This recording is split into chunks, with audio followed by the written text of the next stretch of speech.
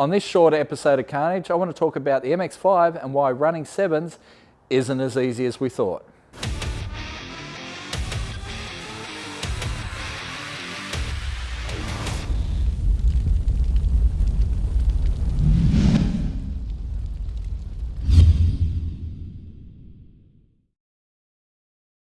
So, if you've watched the last episode of Carnage with the MX5, you'll know that we didn't achieve our 7-second pass.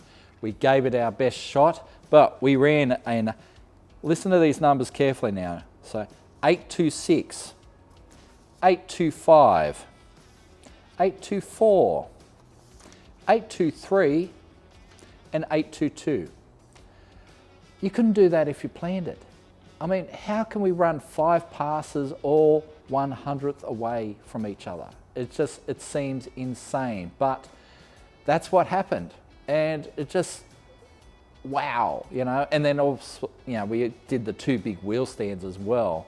And we have damaged the catch tray again, and we have dented the sump again. Not as bad as it was before, but it's dented again. And then obviously we lost the thermo fan out of it, snapped the tyres when it come down from one of those wheel stands, and it just broke off. So we had to do the last 2 passes without a thermo fan. And unfortunately we're under a time limit. We couldn't really keep pushing, you know, otherwise it would have been nice to just cool it down and send it again. But it was a pretty good day. And when you think about it, you know, we did 5 runs that were faster than the car had ever gone before. You know, so 5 car runs in the 8.2s. It was pretty intense, and it was an intense week in the lead up to that, because we'd run on the Wednesday of the last week. All right, so we run on Wednesday, and we'd run that massive wheel stand, and then we managed an 831, and then we damaged the radiator, and we had to take it away. So we were back 6 days later, and in that 6 days, we fixed the radiator, we fixed the catch tray, we fixed the sump. You know, Ray Haddad at Russell Oil Pans made us a new sump for it. We replaced the turbo. We've put this little intake pipe in there as well. We had to change the dump pipe to suit the turbo because they weren't the same. We tried camshafts, they didn't work. So we took them out again. So it's still got stock cams in it, but while we took the camshafts out, we put 625 studs in there from Dominator Motorsports. The 625 studs are like a very high strength material, and they're expensive, but they help retain the head down. And so, you know, with those studs, it meant we weren't lifting the head, even though we were pumping 41 pounds of boost into it. So Monday night, we were at Max Performance doing dyno run after dyno run, you know, trying cams, pulling cams out again. It was, oh my God, there was so much time and effort got put into all that. And we kept making 1,000 horsepower at the tyres. Like, it made 1,000 horsepower at the tyres, or the hubs, over 15 times, all right, with 40 plus pounds of boost in it. When you think about what we built this engine with and what we built it in mind with originally, that's insane. Like, the rods are not anything particularly special. I mean, they're just Precision International rods. They call them their budget rods. Man, you know, they've only got a 3/8 rod bolt in them. They're not a really, you know, strong rod bolt. Like, they're ARP 2000s, but they're not, you know, what you would call 1,000 horsepower rod bolts. Well, I guess we've proven they are, but those rods holding up to it, they're just off the shelf JE pistons. It's got valve springs, it's got oil pump gears. Obviously it's got the 625 studs in it now, and it's got main studs in it as well. But they're, you know, before we did the 625 studs, there's probably 5 grand's worth of parts in that motor, all right?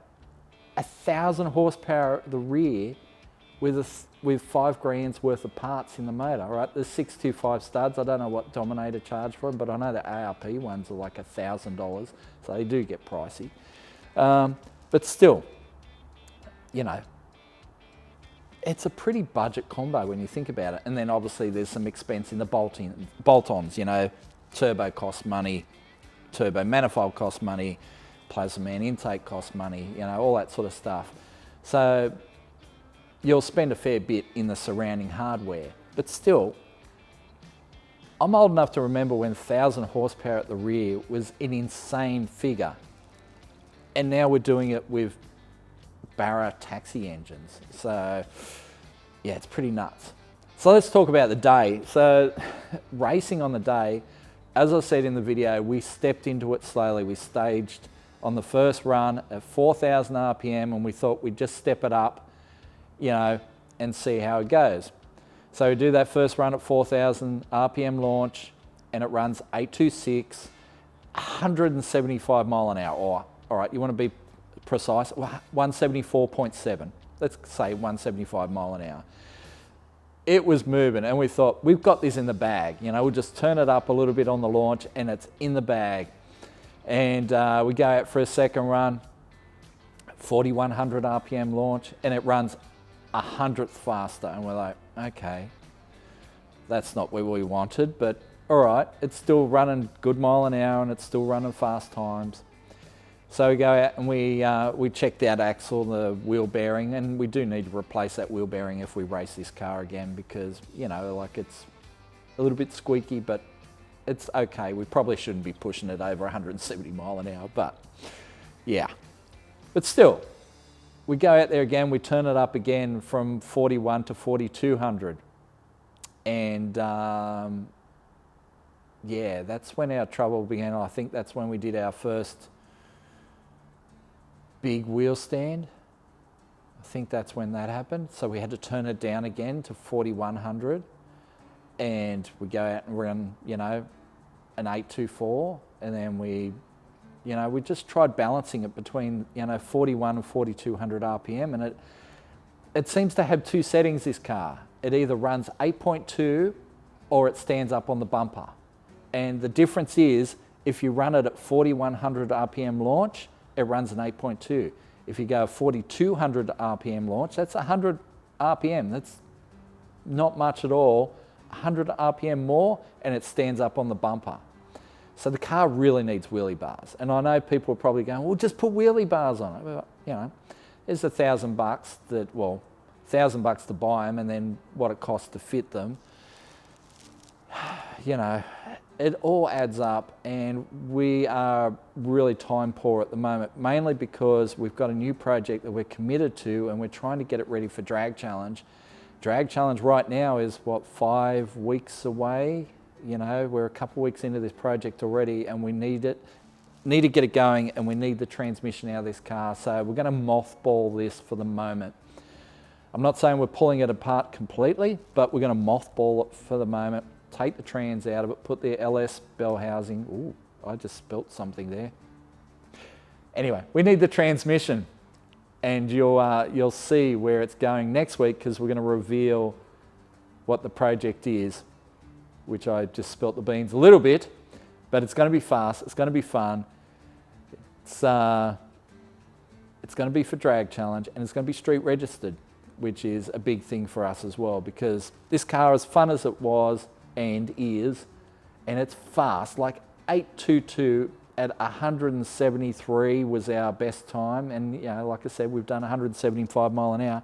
At 175 mile an hour in an open top car, it is insane. It is so fast. Like you see in the video that Matt's having trouble to keep up with the car, with the camera. He spins and the car's already 100 meters down the track. That's how fast this thing is. And the new project is going to be just as fast, but it will have a roof, most importantly. So yeah. So I thought I'd just explain a little bit about that.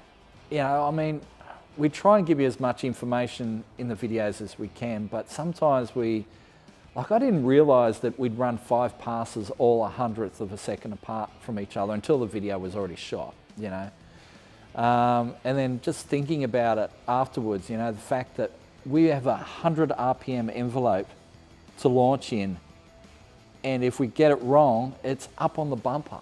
And, you know, I did try and drive it through some of those wheel stands, but the car had come down and the engine protection in the Haltech would shut it down and say, no, you don't get any more than 1,500 RPM now. So you just turn around, go back to the start line, reset the ECU and try and go again and not stand it on the bumper. So anyway, like I said, new project coming. You'll see it next week on a future episode of Carnage. So check back then, because this project is going to be insane. It's going to be fun and I'm sure you're going to love it.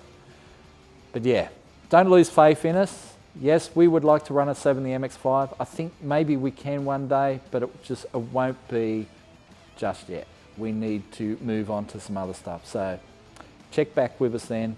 I hope you've enjoyed the ride so far.